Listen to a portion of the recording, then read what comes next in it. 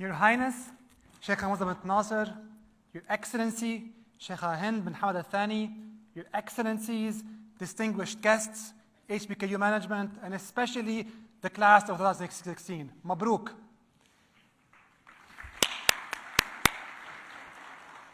Today, I want to tell you about something I call the power of Yalla. Yalla, a very powerful word. But first, let me tell you about something else. Let me tell you first how proud I am to be here with you today. Particularly because, well, I was not the perfect student. I was a troublemaker at school. You can say that my professors, my teachers, used to prefer me outside of the class than inside of it. And even when I was inside of the class, they used to keep this island of empty seats around me, as if I was contagious or something. I hear some laughter. Someone in the room is also a troublemaker. Today, I realize, however, that this troublemaking is nothing else but the seed of my entrepreneurial journey. My foray into the startup world was at the age of 13. I was in school at the time. I grew up in Beirut, a bit close to Beirut, and my neighborhood friends and I used to love movies. And we knew our way around computers, so we decided to make and sell bootleg videos. We set up shop at my friend's house, Samir. We used his bedroom as the production lab. His bed was a storage facility. We had a great distribution system into the schools, a great pricing strategy, and the students were our target market. Even when students did not have cash, we took different things like sports magazines, video games, and more movies. It was great. I made so much money that a 13-year-old would ever imagine. I went and told my uncle. He was a young uncle, friendly and all of that, and he went and told my mom. And my mom came and shut the company down. So we had to liquidate, besides getting grounded for a few months. So with this first failure comes the first lesson of Yalla. The power of Yalla is about challenging the system. It is about challenging the rules, but it is not about being unethical. So above all, stay ethical. After I finished AUB in 2002 as a computer engineer, I went to California with a dream to work in the movie industry again. But little did I know that it was impossible for an Arab to get a job in Hollywood after 9/11. Meanwhile, I had a friend who was at MIT, and so I used her username and password to often go on the discussion board and check what's happening there. One day, I find an amazing group of researchers working on this cutting-edge computer graphics technology that would revolutionize how movies and games are created. With my obsession in movies, I took that same flight that week to Boston, met with them, and very quickly became the founding member of our new startup. We grew the company to dozens of employees, raised millions of dollars, and opened offices all across the country. But we did it all wrong. In fact, we obsessed about building the technology. We tried to perfect the product that we forgot how to check with the client. We forgot to check what the customer wanted. And so I remember one day I came to the office and the investor had taken over. They fired everyone. It was devastating. With the second failure, yes, there's a pattern here. The second failure comes the second lesson. The power of Yalla is all about being scrappy and fast. Forget the master plan. Dump the master plan in trash. You can have the best technology in the world, but if no one uses it, what's the point? So move fast and iterate and do not overplan. Then came 2006, and with it came the war of Israel and Lebanon. I was still in Boston. And it was the first time during my life where I was not in Lebanon during a war. It felt horrible. I was so frustrated and anxious. I wanted to do something about it. The country was in ruin. So I thought maybe I can do a fundraising campaign to bring millions of dollars to support relief efforts on the ground in Lebanon. But who am I? I'm this 26-year-old geek. Who would believe in me? Who would give me that amount of money?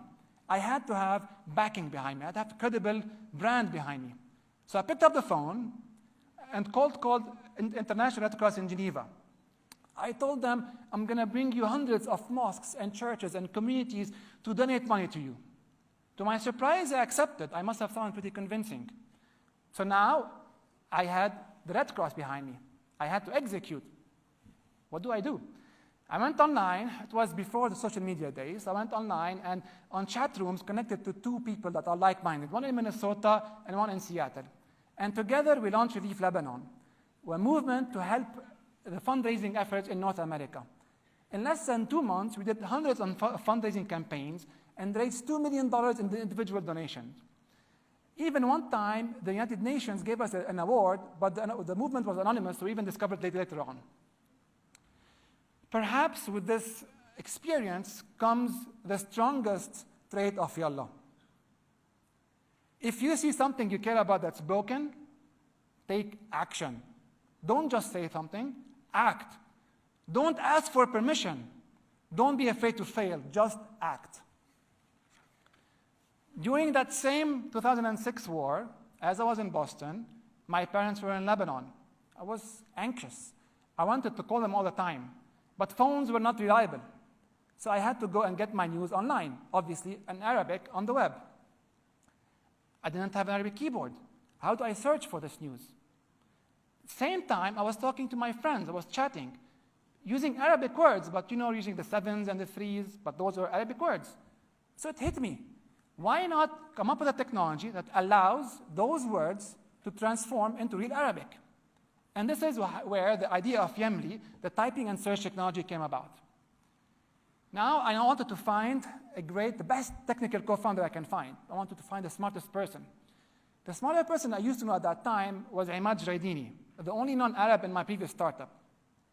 He didn't speak Arabic, though. At the time, Imad had his own startup. So I wanted to convince him to stop his startup and work with me. It was very hard. I remember I used to know his gym, the gym he used to go to. So for 1 month, I tracked him down. He used to go to the elliptical. I hate the elliptical. I took the elliptical next to him for a month, trying to convince him to join me, until I convinced him. Now we had a team. We had to start.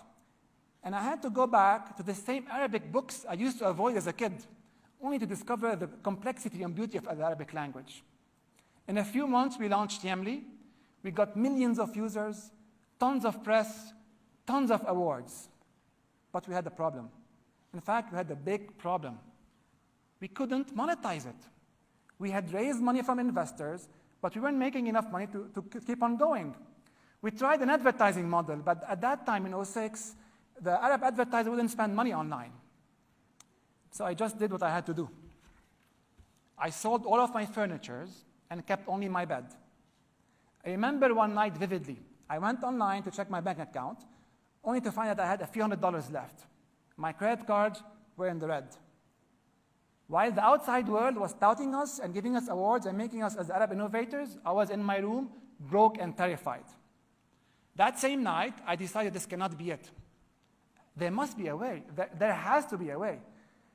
So I spent my night just looking for companies around us in Boston and in the US that could use a technology like ours in the linguistics space, maybe something I didn't think about.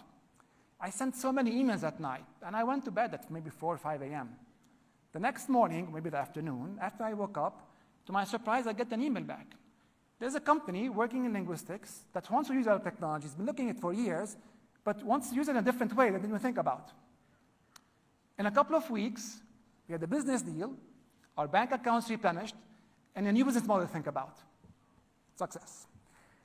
A year later, we did a deal with Yahoo, and today we empower all of Arabic tools on Yahoo. Today, Yamli has empowered millions of users to type approximately about 10 billion words, which is the equivalent of 120,000 Arabic books. This ride was a roller coaster, but it taught me a lot. And so, here's the fourth Power of Yalla lesson. Do not get fooled by awards and press coverage. Stay focused on the goal, but be ready to adapt. Maintain persistent flexibility. As I was building Yamli, I was splitting my time between Boston and the Middle East. And I built a lot of very strong friendships with Arab entrepreneurs. I was so impressed with their amazing energy and resilience. But I noticed one big difference. The support they were getting from the ecosystem was much more minimal than the one I was getting back in Boston, and felt unfair. So in 2011, and after we did our deal with Yahoo, I decided to move back to the Middle East, and with my mentor, Fadi Ghandour, we started WAMDA, a platform to support and invest in entrepreneurship in the Middle East. Over the past 5 years, we supported thousands of entrepreneurs, covering their stories, mentoring them, and investing in their startups. In a region where youth unemployment is one of the highest, entrepreneurship is not only a job creator, it's a tool for optimism and positive change. These entrepreneurs, those Arab entrepreneurs, these are the ones that are our role models. Not the Bill Gates, not the Steve Jobs, but these regional entrepreneurs. I'm talking about Hind Habayya, who is a graduate of Qatar Foundation Startup Science, an amazing program, and the founder of a company called InstaBeat, a wearable that you put on your goggles as you swim and give you performance. Hind is an amazing role model, an amazing woman engineer that took her final year project and made it into a company. I'm talking about Muhannad Ghashim, who fled Aleppo under the war to build what today is the largest e-commerce platform in the region. I'm talking about Jihad Kawas, 17-year-old dropout who today is building a company in Silicon Valley to compete with eBay.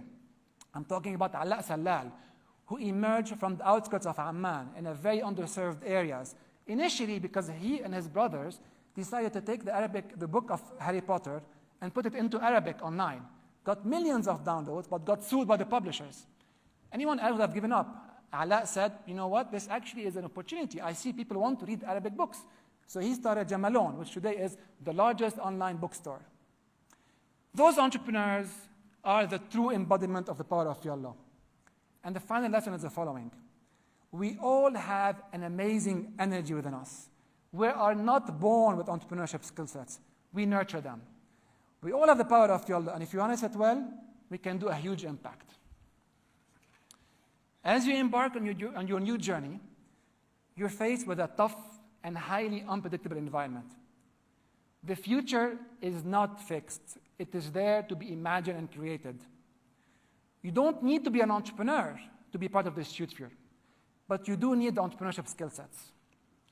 As graduates of HBKU, you are publicly accepting today a responsibility towards Qatar and the region's futures. Hang your degrees on your walls if you want, but do not cherish them. Cherish the moments, cherish the connections. Truth is, degrees do not define you. What you do with them does. Never stop learning, and never get comfortable, ever. Comfort zones are the black holes of evolution. The moment you realize that you can rearrange all what is around you, that you can challenge the conventional wisdom and improve things, you can no longer be an observer of life. So, my friends, do not wait for change to happen. Do not ask for change to happen. Create change. Imagine a better future and create it. This is the power of Yallah. Go out there and create change. Thank you.